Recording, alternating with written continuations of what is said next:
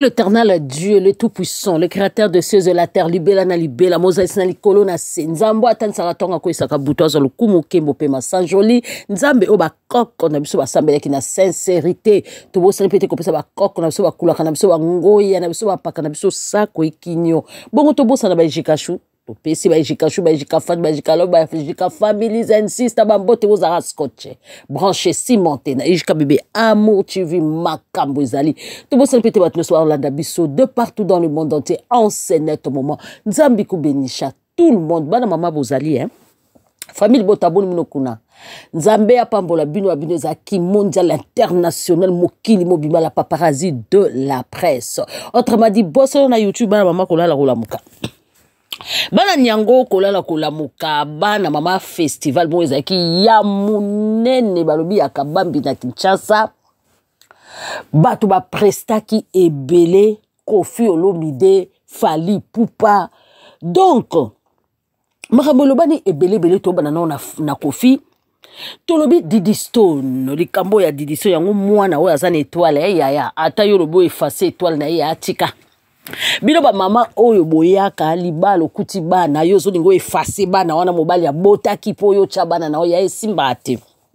eloko ezala deja yaya Koffi akotika bwe papa na Didi Stone bongo sinja beli mutu na podium Koffi akotika bwe papa na Didi Stone Fally akota bwe Didi Stone bana Kinshasa eloko nini na bino eloko nini ezalaka na bino ba RDC bolekela munga botika pe Koffi avana na kimia na mama sipe ba savourer bongo te major botika ba kope bazala kimia bakoza kimia te na mokili oyo bana mama wana ezalika amusement mais oyo esalamaki penda ya solo Koffi moko aketanga ki papa na Didi Stone Koffi atie susu litoyi boye ayimno boganga tala Koffi oyo amtaba 12 abi nini aweme ya papa na Didi Stone nini atie litoyi bokomona apa kombio boganga ba mouchoir tala mutu na mwana na ye ato macho kiti ya makila na ye tango ka papa na Didi Stone yoka bango nini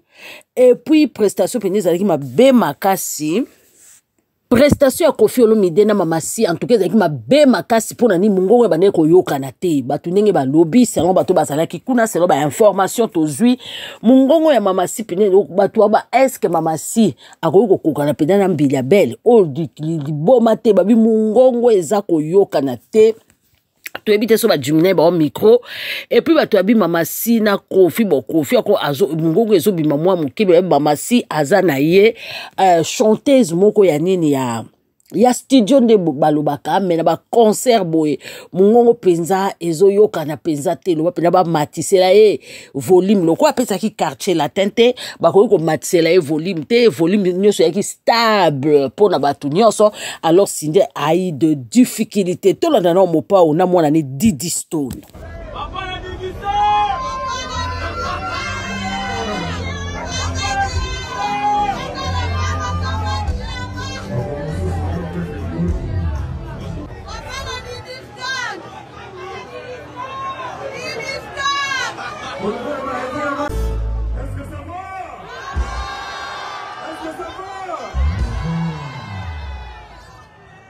Vous êtes bien? Ok.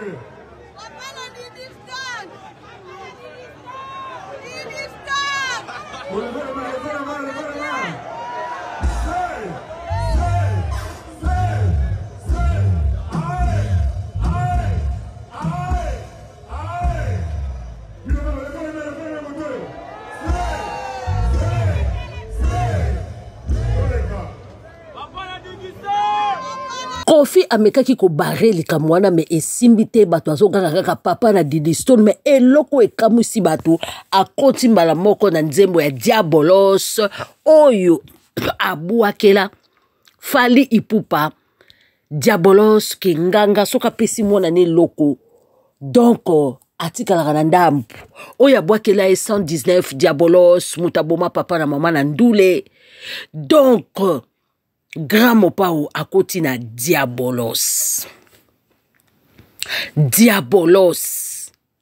Grand Mopao eni ya nini oyo Yena Cindy Leker ba changer yango akoti na Diabolos. Likambo oya Didi Stone eza somo bandeko sombele suka na bisanga. Ya tovona na biso te tola ki tola muki Cindy alinga sala ba fier na BBL libumwe komi mukie na taya lataki yaya. Bokende kuna ya Cindy ye moko na esa a effacer ba commentaire te. Bokende kotala modèle ba fingeli ye na site na ye moko yaya. Batu mususu elamba lokola robot boy. O lati lokola ba karate. Boni bilate la boye. Oyoka kasodi te. Likangwa papa Didi Stone. Oyo peuple congolais alati bilamba na ye. Mais oyo basali ye ya salaka na salaka ya. Basali ye shosho babeti ye dada encore congolais alinga na eko kritika linga na eko finga lolemo ko baka boy soka bia finga o mama abimiso motemo miso michopo ya tota na Cindy ebongo na tia ba commentaire. Congolais aza motema mabe Congolais ebi ko finga batu ndimelanga na sana expérience na bango na vana na bango mingi. Ata na tongo PC déjeuner, au PC petit déjeuner na midi au PC fufu munene na pokwa, au PC nyonso akolia potopota masango ya akofingo kaka. Congolais ebi ko finga mutu ko kusa mutu ma passe pour kolala pongite ya ndimelanga na expérience abato. Na vai na bango mingi, ato vai ne malamu mama, ato vai ne mabesuka na ko finga, osuka na ngwa ingratitude ya.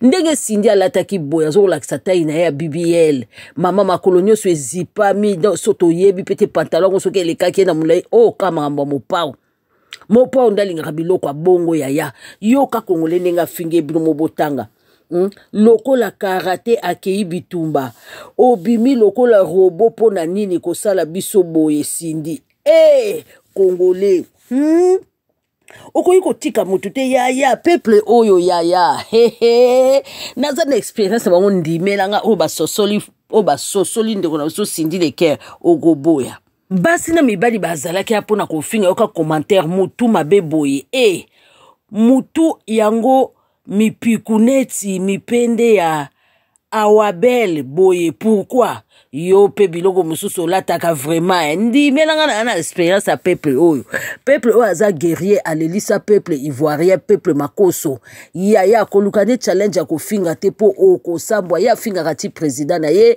afinga katsoko ke bakote musuko taba bokoko bafinga kati nzambe bango peuple oyo to yebite peuple mise à part na makambo mabeto ya malamu to yebite alors Cindy nenga provoka bango na pantalon oyo ezomona na te ye moko mwindo alati mwindo na kovo ya abimi lokola monima mama elekaki boyete bafingaki lisusu tolanda bongo na matumo li peuple oyo eza somo yoka mutakomi likangu ya papa na Didi Stone asekitation ça va donc baza batu te bango basomaka minduki te po babunda bitumba na Rwanda bango bafinga kaka ba Rwanda yo tala mutuma be lokola Rwanda bazali somo peuple oyo naza na expérience na bango ndimelanga Cindy lataka kitoko po ba peuple oyo baza peuple moko ko ya koluka bango te makoso lela senga pardon ba Camerounais balela basenga pardon bango so yeli bako na challenge ko finga na ko critiquer o kozwa oya yo diplôme na bango baza somo basuka ki boyete babi mutu mabe on dirait André Kimbuta na ebisa ki bino ba banga ba autorité na bango te mususu lobi singa fumbwa na loketo bébé na yebisi bino peuple oya to kabo okabeli sakombi ya fufu moko na mupenda susu bakalinga etali ete so asisi kolio bakiseli dendo na pilipili ya poussière akofinga yo kaka azaku na te etali ete akofinga yo kaka ko yebiso makaboko oyo kopesa yo mute bapasi puis babangi te bake kofinga Cindy na chaîne na ye place a poster makambo na ye eske zalaka bake kofinga ye kuna peuple congolais asoki ainio ya ainio kaka ato bakiseli matabisi ya ainio kaka ya peuple oyo azali ndenge nini nzambe na ngai Sila kibongo te yoka mama siye, opesi batu sija kolba lobi na YouTube, lobi ba live ko kende zongi juste pour votre coiffure. Moutoumsabi, j'ai quelque part, on a dit qu'elle ressemble aux soldats femmes de Wakanda dans Black Panther. Musu satuli obakisi nini na mutu nani akati ndala moko na commentaire ero amoni mutunguba nazuba kutukotanga te ya po oyo ezali mafinga ya dernière qualité mafingi yekuna na chaîne na imoko boki de kotala eza somo polisi te petit kana mama sipeko congolais peuple congolais. Eh, moi somo baba c'est la lamba na ye alinga sa moi shooting na ye atambola la sabino tai loketo libu on finge kodo azuize ma bem abimisi ba fibro mi passer moi BBL na ye yaya. Bino bolinga sa la fière. Bino bolinga sa fière ta zape motut. Mais les kamba Didi Stone yo sindi penda carrière nenyo so sala ngoka briseuse de foyer. Voleuse de mari do ndenge zawana mama botika alata ta asavoure yaya eloko moko azate kuna e komaka Didi Stone ezala fali ya beti olikamso awa petan fali azo prester moyena tia musique ezate bazo belaka Didi Stone tozo comprendre fali nze momo azo yemba to yebi te soka yembela ko Didi Stone soka yembi na français bat bazo ngisi Didi Stone do lobby bazalika na besoin ko fembela bango ba rese ba bele la kado ba recevoir siko mukete balobi sindi le cœur aye ko prester bandeko ata muta ko yambele azate na mitu la ata sindi azonga kandaku ayoka ndenge nini peuple congolais bazo kipete ka mukie babinitala batonso baotaleka kwa bikeko baotaleka lokwa ndako ezika na tuna ata osindi azonga ndako yemoko atali bilili oyo amona kandeni vina nga mobima na yakaka pona similie oto nini nazo biso na podium kaka nde bazo landa ye bazo do tango azo prester batu otale kaka boy ba ibita bo banzembo te e bongo so babwaki la bongo kaka mazingi nganga pale ya emema ya kuela e yake yinda kudati do sindi azo prester lokwa mwana mawa nazo tuna tanso kwa zonga kanda kweza kana nde nini tango azonga kanda kwa santa kanini na mituni tango azonga kanda kwa santa kandenge nini na miyokeli na mawa do batu bavai na bango nye podium kande bazolakisa batu na se muta oninga na zate batu baoganga na baoka Didi Stone tozo yeba te soki mizika kofi ezalaki liye na Didi Stone oyo ekomi kaka Didi Stone sindi wana abimi azobina botalaka batu kuna batu mukie kaka bazosatala batu bavandi baotale lokola bikeko bana mama yango Congo boyindi mona batu pe boendenge nini o nzambe do sinya za ya koyina mapende yango bazozo eka na podium donc so bazuye boye mawa trop banze mona yembaka batu bayoka yango te quartier latin o babengaka entreprise koma boye bandeko yango so ozani loko te ko forcer te soki omoni ko zana tendance loko moko te yaya soko moni ko ozanoka musicienne ya studio zanoka ya studio yaya soko moni niveau oyo sukela ya ko forcer ka niveau te lataka sapato eza taille na yo te yayo aussi ça fait tito kozonga et puis na kozonga no kosimba sapato na maboko kotambola makolo ngulu yaya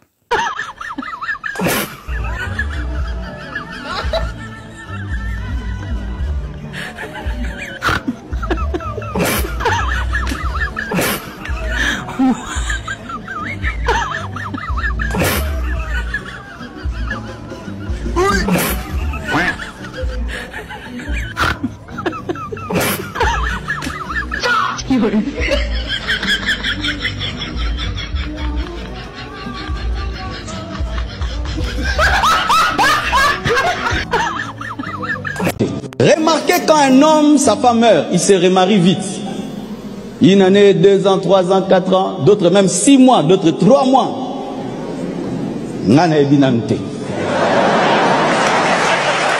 De moi que je fasse un deuil éternel. Je ne peux pas faire un deuil éternel. Je connais la Bible, je connais Dieu. Je connais la Bible, je connais Dieu. Peut-être toi tu as ton niveau à toi, moi j'ai mon niveau à moi de comprendre Dieu.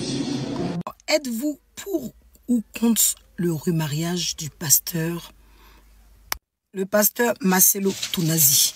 Comme vous avez pu l'entendre dans ses vidéos, déjà, quelques temps après le décès de sa femme, il avait annoncé qu'il ne resterait pas longtemps dans le veuvage, qu'il allait se marier. Aujourd'hui, ça va très vite par Internet. Les gens ont trouvé la date qu'il a fixé pour son mariage le 25 juillet. Ils savent quand est-ce qu'il va se marier. Il y a des gens qui sont pour, il y a des gens qui sont contre, il y a des gens qui trouvent que c'est insoutenable, qu'il n'a pas porté assez le veuvage. Comment il peut se marier un an après? Si c'était Blanche, sa femme, qui était partie, est-ce qu'elle allait pouvoir se marier aussi rapidement? Pourquoi il ne porte pas assez longtemps? Enfin, c'est un homme de Dieu. Deux fois, j'aime critiquer. Il y a des hommes de Dieu où je trouve qu'ils ont des comportements qui sont insoutenables aussi, des comportements vis-à-vis des fidèles, oui. Mais là, quand il s'agit d'un choix de mariage où on peut se positionner à sa place, il a des enfants, il a envie d'avoir une femme aussi qui va s'occuper des enfants. En même temps, c'est un homme aussi, il a des besoins. Mais est-ce que c'est trop tôt ou pas? Vraiment, dans ce béret-là, je vous laisse vous-même décider et me donner votre avis. Je préfère que vous me donniez votre avis en commentaire parce que vraiment, pour une fois, ça me dépasse. Franchement, est-ce que vous êtes pour ou contre? Parce que là, en ce moment, les Congolais ont soulevé ça. Ils ont soulevé d'une force. Ils sont pas prêts. Ils sont pas prêts. Ils veulent comprendre comment quelqu'un peut se marier aussi vite. En tout cas, beaucoup d'enfants de Blanche ne veulent pas voir une autre femme auprès du pasteur. Ce qui est légitime.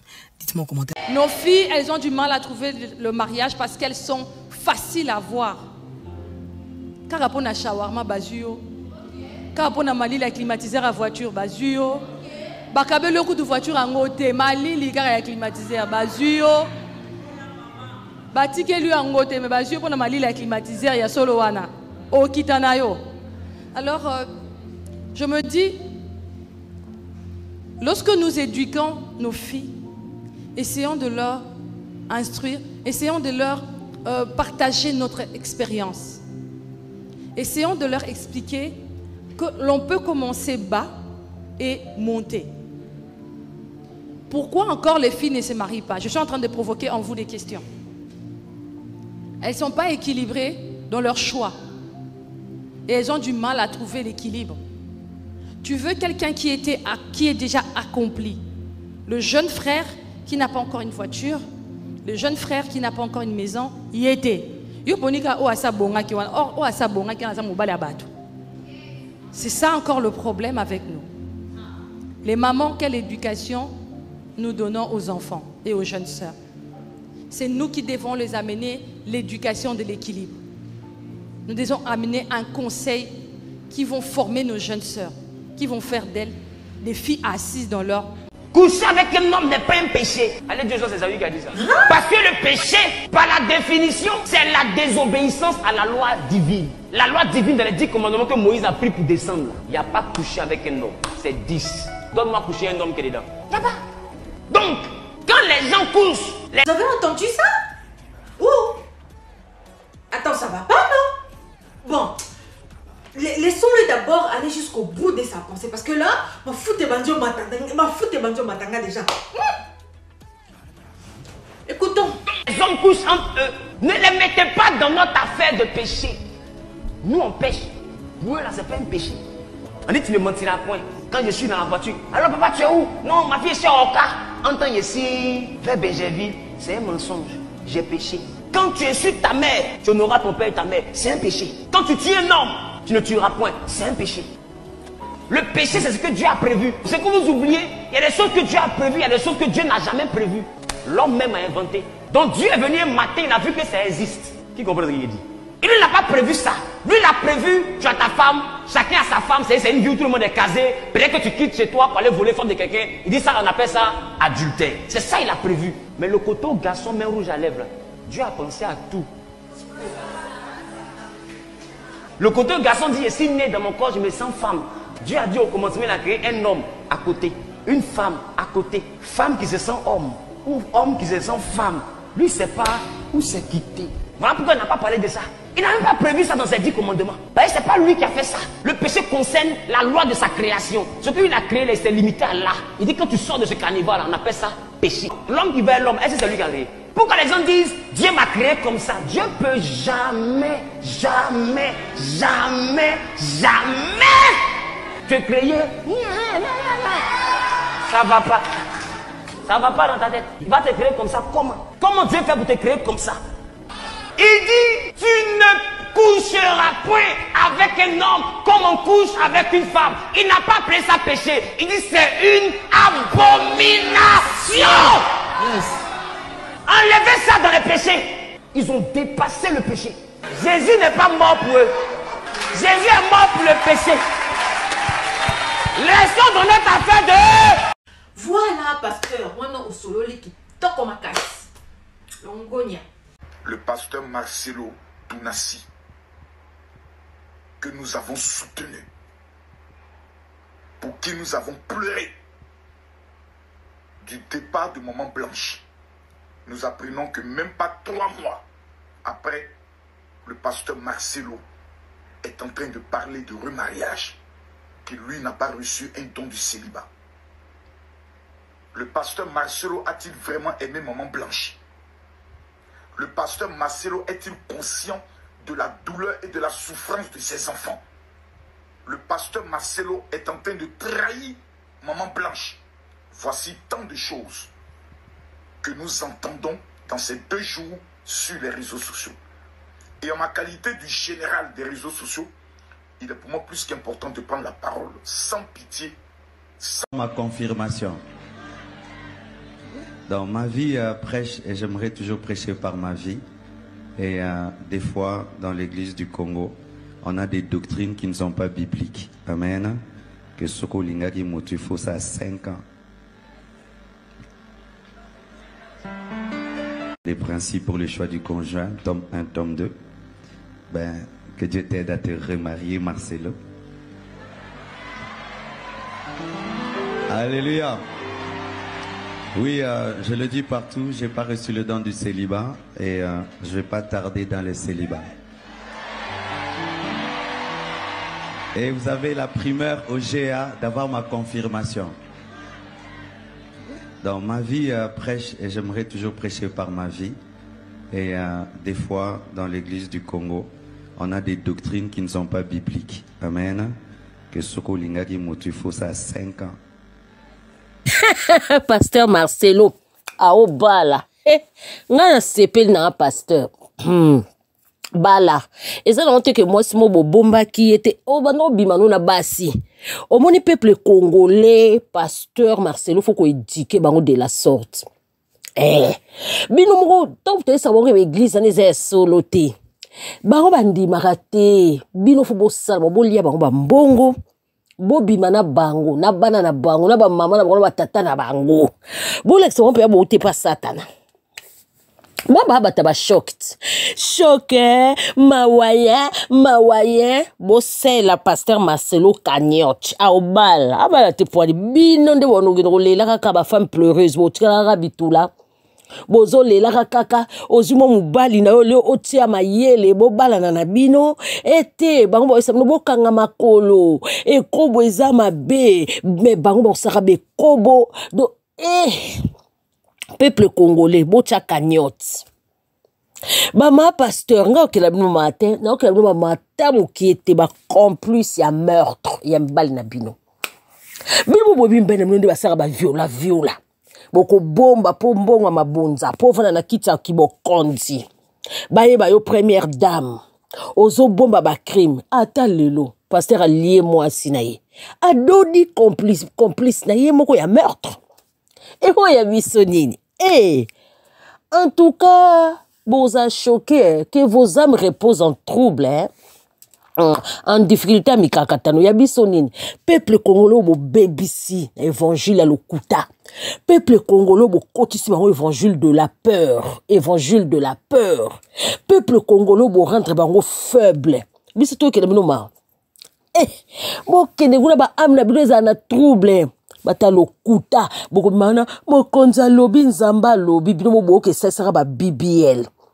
O BBL lisumu comme aux ana doit célibataire célibé comme don et bon yesu a na doit célibataire pour balarate bino loku o bibisoko tondima makambo kala makambo comme débodé ya bayuma pasteur bala frappé bango po moi ça nous a ini bandakala parce que moi ça le kwaza ya Canada ça ka le kwa Mai Kalambai mone Mai Kalambai ya sala ki a bendi penel nationalité yo besoin de nationalité canadienne comme ça kendra kwenda vutu ko lo ka visa sakana na wana pe victime mususu sakana na ye zoye visa pasteur no salelo live nga sepe fo bongondo na bango bongo apa ba à part banani moi bakangu no muso église bak c'est makambo ko bimaka na mwasi ye moko te ozwi na mama na ye l'église donc ozobima na mama na ye na mwana na ye bosala bango mpe ya bosoto mpo bango bamonaka na bango te basala bango baaveugle bakomonaka te bosala bango bongo oza na do ya célibat te bango nde bado ya célibat bango fo bayaka lundi mardi mercredi jeudi vendredi lokola bantaba be batieli bino bambonga mabonza bolie boniata bango lokola bakayansa bosakana bango bino kaka jésus revient bientôt bango bazelaka bientôt wana bino bosombaka baporsche bolataka yo na mama Blanche baki compatible te obaki ando botelo bana bandundu oya ko botelo bana kitoko ya zwaye benda epe passeport ndenge maika sa yomone maika kalamba ya komo ya ne betazi nya boto na penyel bana atika ina défaut abelise maladi alboma futa ba chroniqueur mbongo na ba chroniqueuse ba fingaye bongo okipe na mwasi no na Turquie papa po bomie moko oye na eba tufe ba kotelio yo mo ya ne bembe ayo ayakuza na sepe na yo peuple congolais yo ka langage yo fo banko oye ne bembe yo moko famille yeba te mama mona na musika pourquoi pas osala ino bien bino mete yo sara mama be bomba kauti mutu asala mabe babenga ke kelanto na kimongo lobe osala pe mabiti Blanche ano kabola no mabe bando sala ba viola bambonga batu bonde bondo lia ya zola ta ba versas nous c'est so versas c'est un ninit ya satanat olobi Blanche atiki bilamba ya marque ba bijoux donc bino ba biso to tika bisenga mokili to la ta bijoux te voiture bien te loka bete me bino bolela bisenga mokili Blanche atika i combien père copé sa famille na été copé sa te atika i combien bilo mukili atika ki combien ya parce que comme na okote le moi chenette à ma Blanche au pesinga bilo mukili bilo bata sante bilo vivre wap mama Blanche atika ki ni babi ba sac ba marque bilo ka mukili c'est comme pas bien comme ya lola ya bo sara ba on ka bon nga pe na cop na pasteur Marcelo soutenir nga na ofungo l'église na ngai moi li gablo na ngai parce que zo simbate nga pe na moi li gablo nga pe na yeba li loba comme ça dans un ta disciple no to lela na peuple mbongo to liele mbongo nenga zawana yali nga mama mabe mutu so akufi ya so ne ti J3 aochaka nyoti te mais loko mo kaka boye grâce mise eko lela na miyo ya cheka nyoti grâce mise sombi voiture na ye a frappé bango ko mofinga bango peuple fo ko sa bango ka ndengana. En tout cas pasteur Marcelo mama sika merci beaucoup pesa mukanda o fana na ngwende yo pesa mukanda pesa pasteur na mukanda pasteur balokende kwenda vutuka na Canada ozo comprendre bongo yo faut pesa une nationalité boke bana na mboka abina mboka na bango na bakutimi na bango kuna ya peksa no bokoko peksa no coutume mais babi ba oke no kubala na nanu kuna na mboka na bango na village natal muluba sala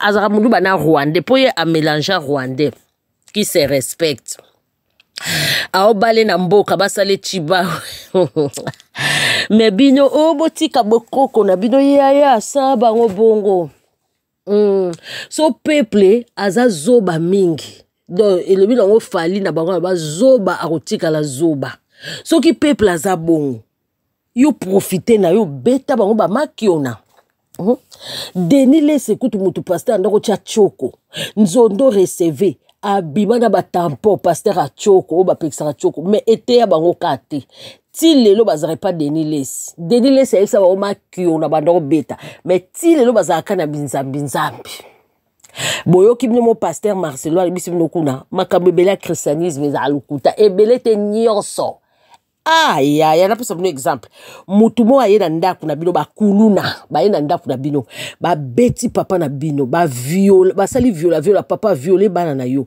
bakati bango maboko lokwa ndenge zaka na Goma bakati bango maboko babomi bakoko no ba papa na yo batata na yo otikali yo moko et puis okomo ko adorer bango bi bakoma banzambe ne bible kota na kikuluna bato oyo bano boma bato bano bengango Jésus bato oyo bando boma bato bakoko na biso makila na bango etanga po na Bible bakata bango maboko basala bango VIOL basala bango ya kokoka lelo bakoko na so pesi bavanda baba bano nde bazofuka mais la génération na biso ko tuteya bakoko na biso bango ba imposaka bango mais ce que génération bozwi lipanda